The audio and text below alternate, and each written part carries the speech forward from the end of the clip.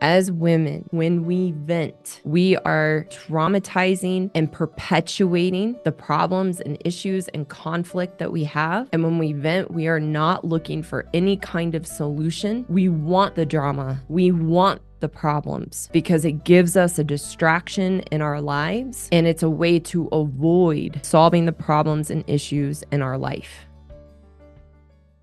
Hello, I'm Karen Seitz, and this is the Happy Wife School.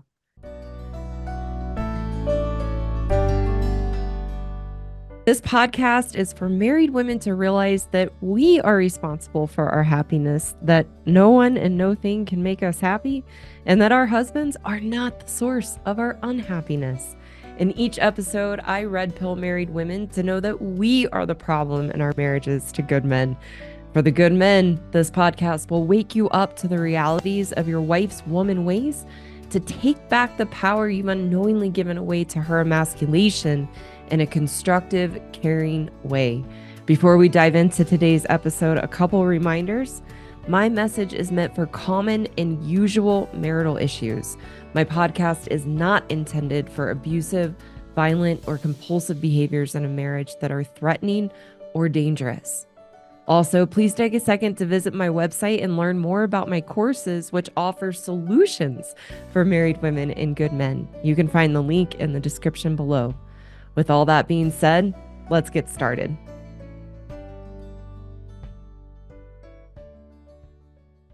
Let's dive into our topic today. I'm very excited for this topic. What is venting? A baited trap for men. So we are going to talk about what is venting as it pertains to us as women and why it's unhealthy. Then we're going to talk about 3 ways that venting is emasculating to men, or 3 types of venting that are emasculating to men and to our husbands. And then, as always, we're going to talk about a little bit about the solution. So let's dive in. The reason I want to talk about this, about venting and complaining, is this comes up so much with my male students that I often hear, one of the challenges they have is their wives come home from work. She's always sharing the same problems, the same challenges, and he's supposed to just listen and not give any advice or not have any negative response or hold his wife accountable for what he sees as her part and role in the problem. And he's just supposed to zip it, be quiet, and just listen. And men buy into this myth that that is their role as a husband, that they're supposed to learn to just let their wives unload and just sit and listen and not say anything and not give advice. And they truly, truly believe, many good men truly believe, I know I just need to suck it up and just listen, that that's important to her. And that's my role as a husband. And when my male students share this with me, I teach them a perspective that I learned and teach my students, which is no, venting is not your role as a husband. It is not healthy for you, ladies. It is not healthy for us to be venting. And it's not your husband's responsibility to listen to you for 30 minutes, an hour, complain about the problems and issues in your life that are the same problems and issues in your life you've been complaining about for a long time. And I know because I was once there. I was once in your shoes until I learned another way. So I actually help men and also help women see how our venting as women is actually emasculating, that it weakens our husbands, it destroys intimacy,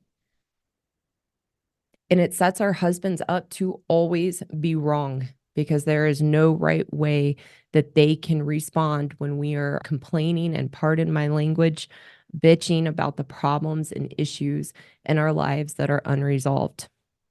So that's where we're headed today. First place I want to start is a definition of venting. So venting, and we are talking as it pertains to women. I'm going to talk about in just a little bit that good men actually don't vent. And I want to explain that a little bit more here as we get going. The definition of venting is a one-way communication style by women to dramatize her unresolved emotional issues in her life. I'm going to repeat it one more time. Venting is a one-way communication style by women to dramatize her unresolved emotional issues in her life.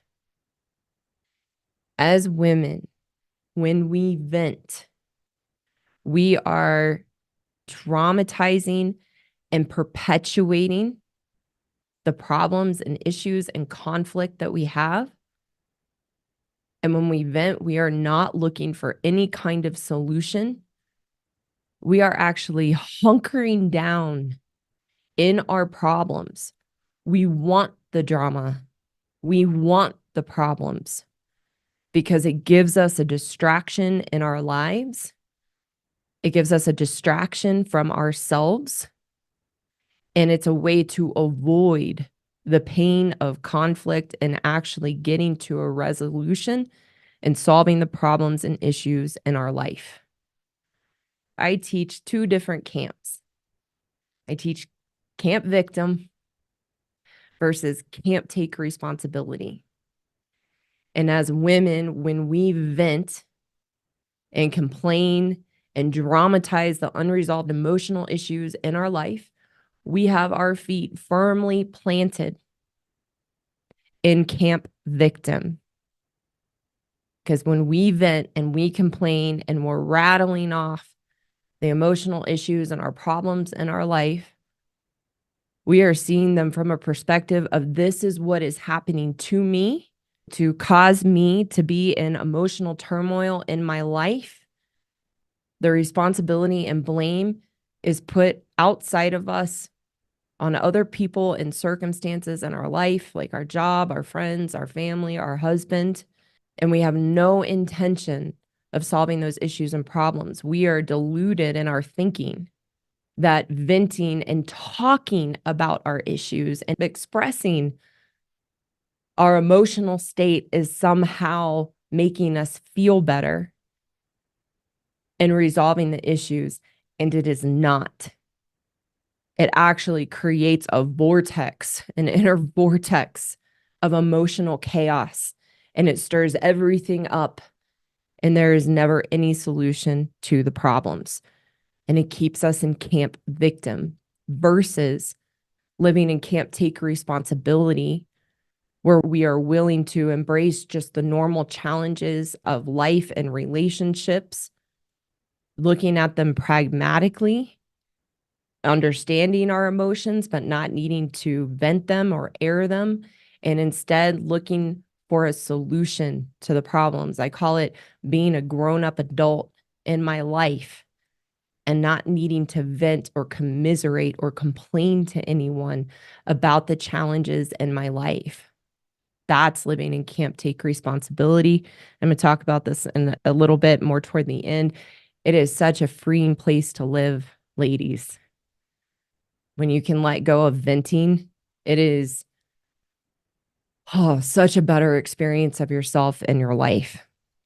So what happens in the context of marriage and with our husbands with venting, and why it's a baited trap and it's a manipulation that our husbands fall prey to, is what happens when we vent, when we think intimacy and sharing in our marriage is sharing our issues and problems with our husband and having him just listen and not try to problem solve or give us advice. What happens is we suck them in. We manipulatively suck our husbands into our stories, our victim stories of poor me. It's so hard. I feel so sorry for myself. So and so treated me this way. Isn't it awful? And we suck our husbands into our victim stories, wanting them to validate us and us thinking that we're sharing our emotions, that it's how we feel heard and understood by our husbands, that it creates intimacy with our husbands, when it's actually doing the exact opposite of that. And it baits and traps our husband because, one, they think that that's what they're supposed to do. That is their role. And then whenever they interject, try to give us solutions, try to share, or even if they don't say anything, it's a lose-lose situation for them. Because no matter their response, and I know this in myself, I am guilty. No matter how they respond, we make them wrong for it. It's a lose-lose situation for them. I put a link to a video below that was published a few years ago. At least I saw it a few years ago. It's hysterical. It's called It's Not About the Nail. You can click and watch it, and it's a short little video of a wife.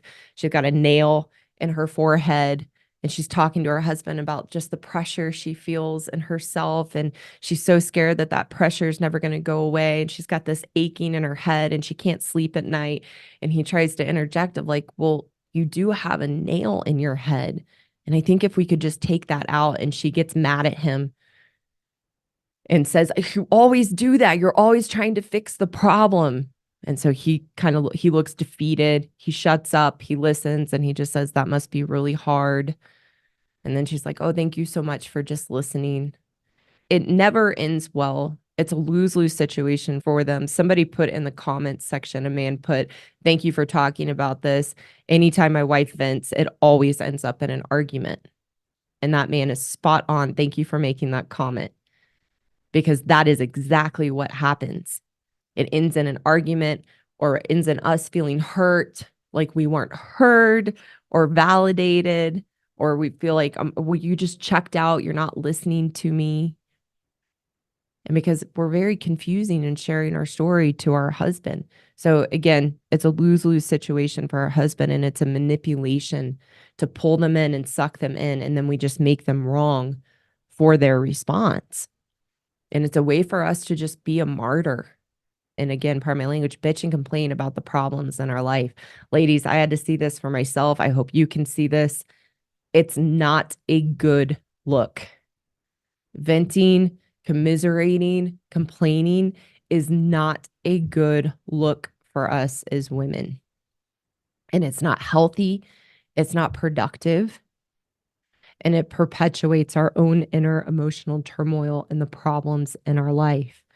And what I find really fascinating, because it is such a common myth that men are just supposed to listen to us and just take it and not say anything and not try to problem solve.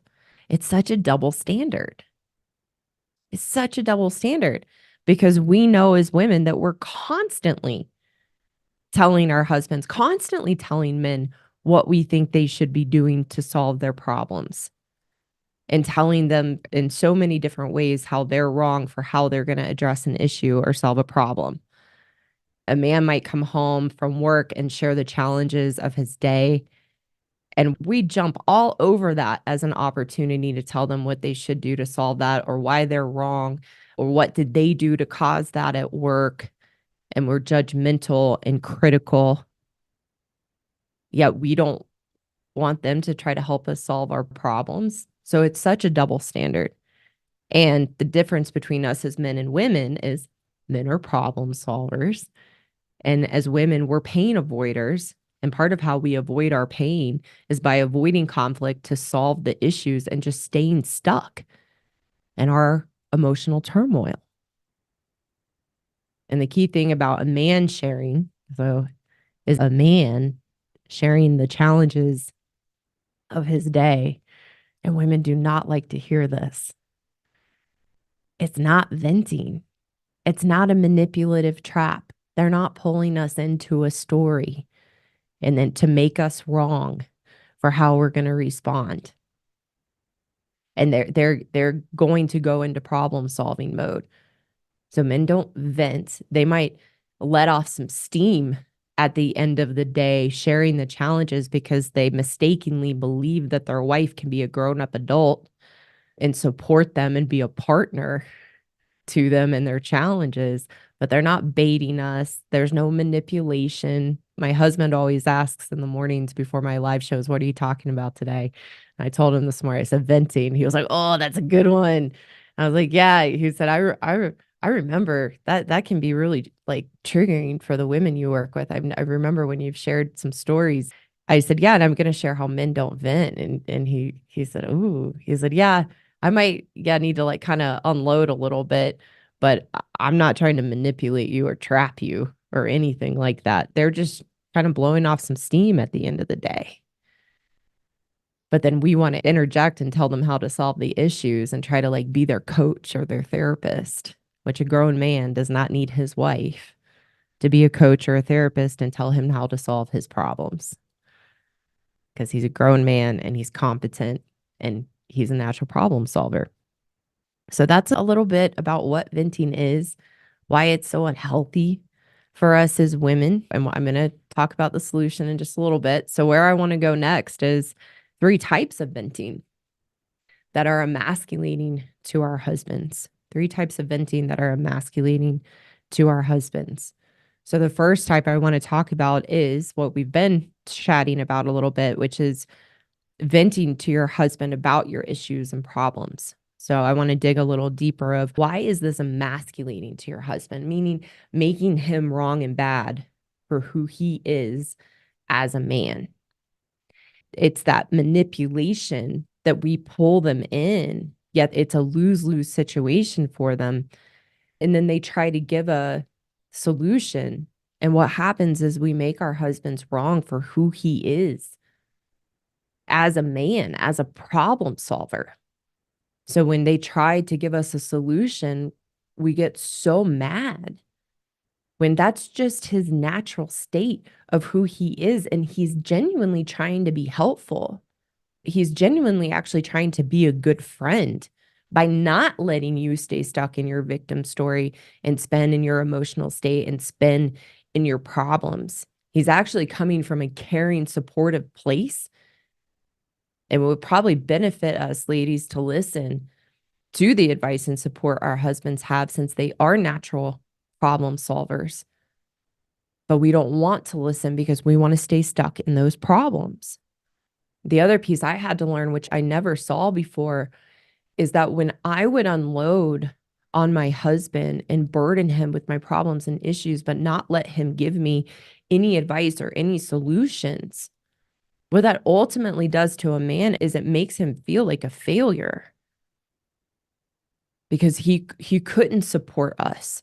They couldn't give us advice or solutions, and he feels like he's failed. And then we feel better temporarily because we've let it out, but then they're stuck with the burden of our emotional issues with nothing to do with that. And so it weighs down on them and burdens them. They have to listen to the same issues over and over. They never get resolved. So they listen day after day after day to the same issues at work, the same issues you're having with your family, the same issues you're having with your friends. And there's nothing they can do about it. It's like their hands are tied behind their back. And what I want good men and just men in general to see is to see your wife is the common denominator.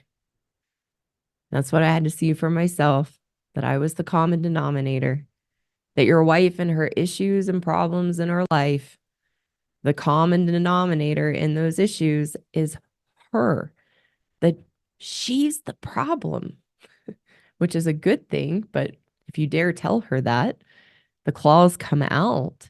But ladies, that's what we have to see for ourselves. We're the common denominator in the problems and issues that are repetitive and cyclical in our lives, which means we are the problem, which is a good thing because we can be the solution.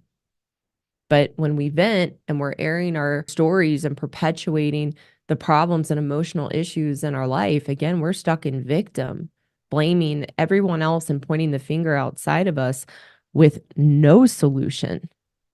And we have no empathy for the burden we're putting on our husbands by venting and airing all of our problems. What's fascinating to me, and we all know this, ladies, is we've all complained about the girlfriend we have who is always venting and always complaining about her life and always stuck in the problems. Yet we turn around, we come home, and that's exactly who we are to our husbands. That's really, really fascinating to me. So that's the first type of venting that's emasculating to our husbands, making them wrong and bad for who they are as men, being disrespectful. It's just venting and complaining to them in general. I teach my female students, one, you need to learn to take responsibility so you don't feel the need to vent and commiserate and complain and stay stuck in your emotional issues. Two, if you feel like you need to vent, call a girlfriend, but don't vent about your marriage. That's where we're going next. So, the second type of venting that is emasculating to our husbands is venting to our girlfriends or our family members about our husband, about the issues and problems in our marriage. It is devastating to men that we would go outside of our marriage to complain about our husbands, about our personal, private matters in our marriage to our friends. It is devastating to them. And it goes without saying how disrespectful we are. And I had to see this about myself too, is how disrespectful we are to talk about the problems and issues that go on behind closed doors to our girlfriends and painting our husbands as the bad guy. It doesn't feel good. It's not constructive. If your friend or your girlfriend lets you constantly vent and complain about your marriage and the other problems in your life and your husband, she's not a real friend. A true friend holds us accountable to not stay stuck, to not perpetuate our pain and enable us in our emotional pain. A true friend would say, okay, well, what are you going to do about it? Or a true friend might say, okay, well, but what would his side of the story be? What did you do? What's your part and role? Your girlfriend's letting you vent and complain about your husband, your marriage, your life are not your true friends. We're not being friends to each other when we enable each other in our emotional pain. What happens when we vent to our girlfriends about our marriage and husband specifically is what we're doing is it's a long-term strategy of creating the story of why we're so miserable in our marriages or why we're so unhappy in our marriage and how our husband is responsible and what he's been doing or not doing to create the problems and create our unhappiness. And in this long-term strategy, we build a coalition of people who are on our side, have our back, and see our husband as the bad guy and the problem so that we always are validated and enabled in that story so that if we decide to leave, we have that support around us and that coalition of people. And if we don't leave, again, we always have a coalition of people to validate and enable our stories to make our husbands the bad guy. And again, it's devastating to our husbands that we would do that to them. It is so disrespectful. The third type of venting that is emasculating is venting about the issues and problems in your marriage to your husband's mother. Venting to your mother-in-law about the issues and problems in your marriage.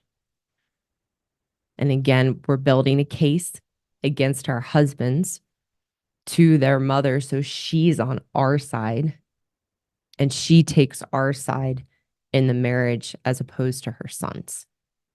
Again, it goes without saying how disrespectful it is that we would go to our mother-in-law, air our private issues to her, and then give her ammo to make her son wrong and see him as the problem. And then she takes it upon herself to insert herself into the marriage to micromanage her grown son. I can remember when I used to do this many, many, many years ago. I figured this one out pretty quick relative to some other things. But I remember also feeling this, it was like a strategy. Well, if I share with my mother-in-law or before I met my husband in a previous relationship, if I share with the mother, maybe she'll whip him into shape. Maybe he won't listen to me about what I think he needs to change that would make me happy, but maybe he'll listen to his mother. It's just this really cruel strategy. And then we're giving her ammo for her to be upset with her son, for her to try to micromanage her grown son and put herself into his marriage and into his life. I feel like this one is pretty self explanatory when we take a step back and look at how disrespectful it is to go to our mother in laws and build a case about our husbands against them. And again, so she has our side in the marriage, or she has our side if we choose to leave. And then we'll make it her son's fault that the marriage didn't work out.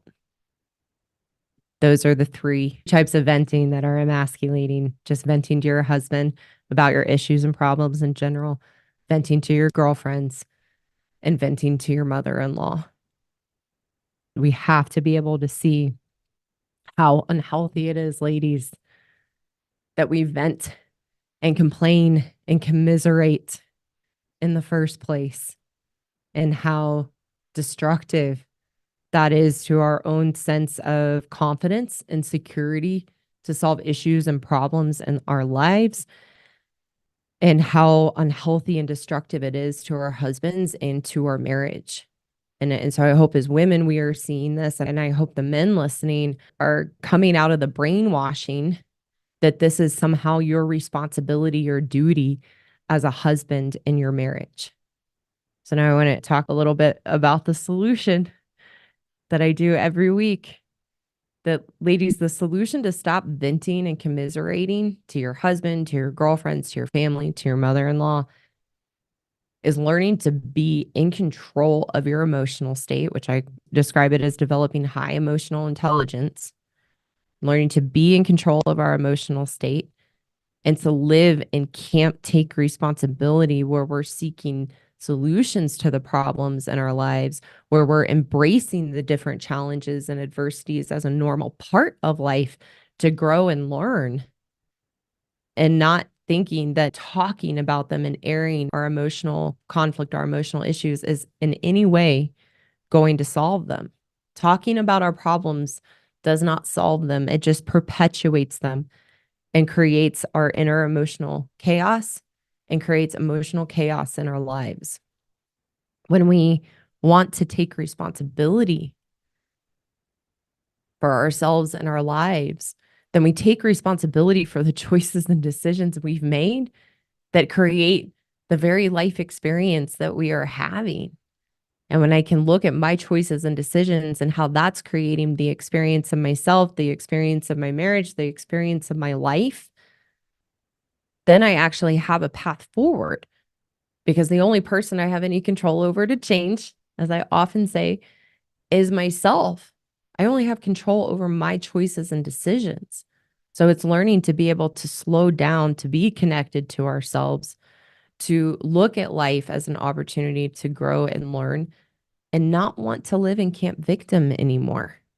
And I call that the journey of being happy, learning to build a healthy relationship with ourselves so that we can navigate life confidently and securely and feel good about who we are. And like I said earlier, I let go of venting a long time ago. Not to say I'm not perfect and it might not come up every once in a while, but truly, truly, I don't feel a need to vent or complain or commiserate or share about my problems with my husband, girlfriends, family members, in laws. It doesn't feel good to me anymore, because I know without a doubt that if I'm doing that, I'm in a victim story and I'm not taking responsibility, and it makes me feel bad about myself. And then I feel bad putting that burden on another person. So venting and complaining has become like a foreign concept to me, because once you get out of it and you stop going back in doesn't feel good at all. And that's a very quick change that my female students see, is stopping commiserating, that they don't want to do that anymore because they know what they're doing to themselves. So the solution, again, is learning to be happy in ourselves, have a healthy relationship with ourselves. So we're embracing life to grow and learn and not stay stuck in the problems, go into problem solving so we feel good about ourselves. The solution for men, first, what I want men to know is you are not responsible to listen to your wife vent and complain. You can retire. Can retire from listening to your wife vent. It will never make her happy. And there's nothing you can do that will ever be right in listening to her vent, even if you stay quiet. Because a lot of times men will say, well, I stayed quiet like she wanted, and then she got mad at me for that. Like, well, aren't you going to say anything? Well, what do you think? And then we jump all over them for whatever their opinion is. So, good men, you can retire. It's not healthy for your wife, it's not healthy for your marriage. And the solution is really learning to set healthy boundaries with your wife and learning to stand up to her in a responsible, respectful way of the things that are not helpful or healthy in the marriage and knowing it's not fair to you. So, learning to find your strength and confidence to set healthy boundaries in your marriage with your wife is the solution. Thank you so much for taking the time to listen today. If you haven't, go check me out on YouTube, Rumble, and X. You can find the links in the description below to connect with me there. For those women listening who know you are the problem and want a path forward to take responsibility and change your own inner turmoil and unhappiness, I have a course for women called the Happiness Program, which is the solution to the unhealthy relationship you have with yourself and the issues and challenges you have in your life and your marriage. You can find the link in the description below to apply for a free consultation with me. And for the good men listening who want a solution to take back the power you've unknowingly given away to your wife, I have a course for you too called the Marriage Rescue Course for Good Men Only that teaches you how to rebuild your strength and confidence as a good man so that you can navigate the relationship with your wife in a healthy, constructive way. Again, you can find the link in the description below to apply for a free consultation with me. Thank you again so much for listening, and I look forward to talking with you soon.